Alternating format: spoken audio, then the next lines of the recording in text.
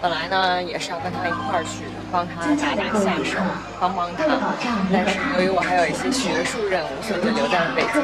今天呢就突袭广州，看一看他忙成啥样，有点激动。等会儿见，我要上飞机了。北京最近是真的降了很多，好冷，所以我还穿着毛背心。我估计可能到了广州会非常热，不知道广州怎么样的天气，应该还很暖和吧。哦，我终于到了，我们的飞机延误了一阵子，现在已经是凌晨4点了。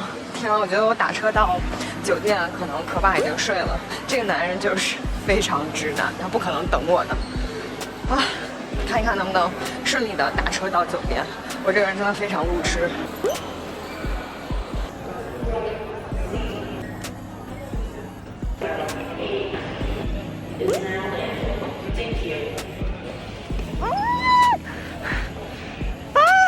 你为什么会在这里？我说可爸肯定已经睡着了，因为你说你已经睡了。你怎么回事啊？你怎么回事？你骗我骗得很啊，很得意呀你。打脸了，讨厌。我刚刚骂完说可爸已经在酒店睡了，你说这人是不是死直男？对。早上好呀，我现在已经化好妆了，已经是8点45了。因为大家都说广州的早茶非常的地道，然后我在周边搜到了一个陶居酒家，都说非常好，但是它竟然10点才开始营业。我发出了灵魂的质问：那广州人吃早茶不是当早餐吃吗？为什么10点才开始吃早饭呢？我已经快饿死了，所以这个肯定就不行，我没法去了。顺便呢，我也在研究一下今天可以去哪里玩耍。我其实是第一次来广州，然后我对于这个网红打卡呢也不是很感兴趣，我就是比较喜欢看一些文化景点。作为一个文化人，所以今天还是打算去看一些比较经典的景点，像这个什么沙面岛啊那边，还有黄埔军校啊这些。然后晚上肯定是要去看一看夜景啊，然后广州塔也是要去的。我还是准备去看一看老城区吧。他们都说那个白云山其实特别好玩，但是我感觉一天的话可能安排不了那么多的景点。好，我大致已经规划好了，等会儿和可爸商量一下。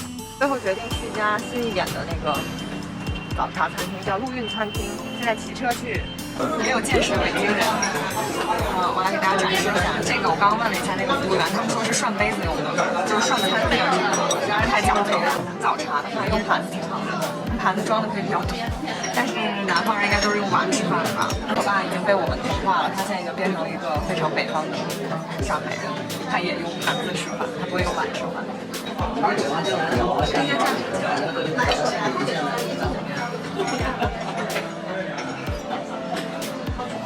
好吃吗？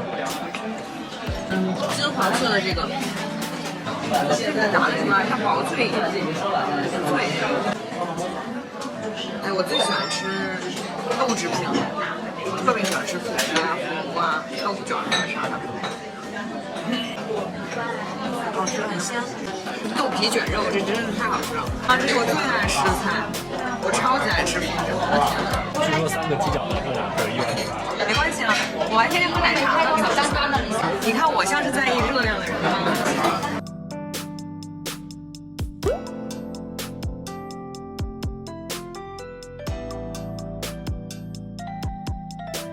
看起来很像是在国外一样。放眼望去，一堆排婚纱照。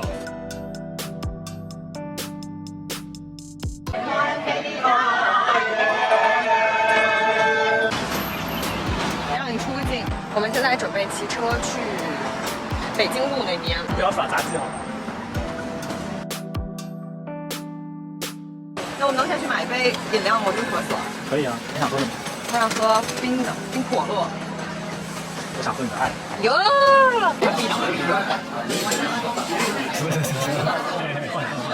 这真的会加速哎。2 hours later.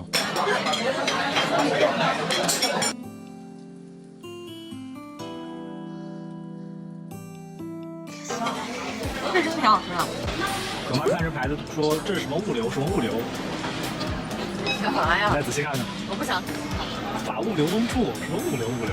就是这个寺的小卖部的意思。对，你看，我还是可以正确理解它的含义的。这都是一些什么三里屯、关村了这样的地方。十里铺、六趟，这太洋气了。怎么了？怎么了？三里屯不洋气吗？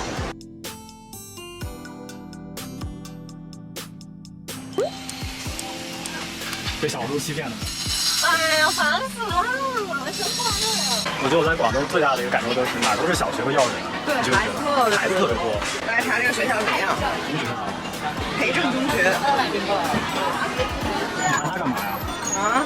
我要来这儿上学吗？过来，我就是了解一下。就是大家平时遛弯散步的地方，然后我猜里面那个体育馆也就是全民健身现在用的。这样，那这样我没有想到打卡，让人打这个卡不是打我。你把我往前点推那么多干什么？打卡哦，打卡。今天这个是最后的晚餐了，我挑选了一家粥火锅，感觉比较新鲜。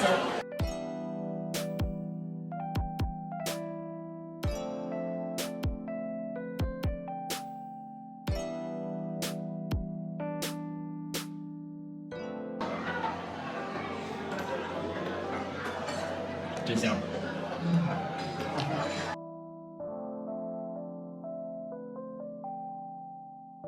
真的，这个虽然夜景其实还挺好看的，就是这个灯光让我有些费解，为什么要搞这个？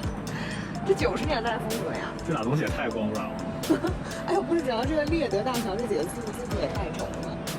给大家看这个激光投影的猎德大桥4个字，这是激光还是 LED 啊 ？LED。觉得广州还是很好的，主要是很好吃。我觉得我今天都已经吃圆了，脸都肥了。今天时间太短了，今天只有1天时间。对，好多地方都没来得及去。不过以后还可以带可可来玩。我觉得主要是想带他来长隆吧，我感觉所有的宝宝都来长隆玩过，就这么说定了。可可，我们等你哦，快长大。我们回酒店的途中发现了一个非常妙的地方，这个好神奇啊！这个建筑应该就是，我猜应该就是保留下来的建筑吧。这个看起来应该有70、80年代的风格，甚至是60年代。